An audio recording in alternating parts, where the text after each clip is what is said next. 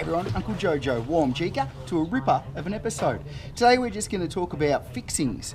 So when we are doing our framing or when we're bringing our structure together, what we want to make sure that we do is fix all of our bits and pieces together properly.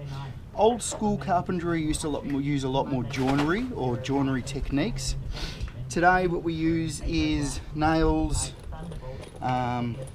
batten screws, different types of fixings, metal brackets, bolts, all of those things add to the fixing.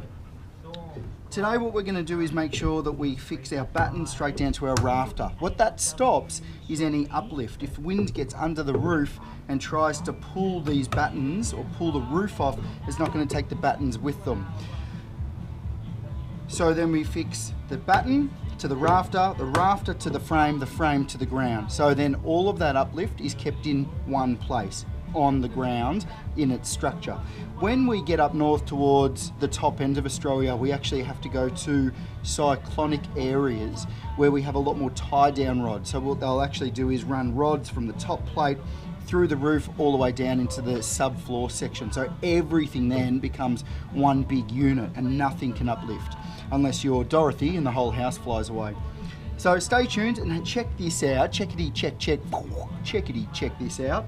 And we're going to start screwing all of these battens down. And if you've got any questions or queries about it, please flick it over and I'll answer it for you best I can whenever I can.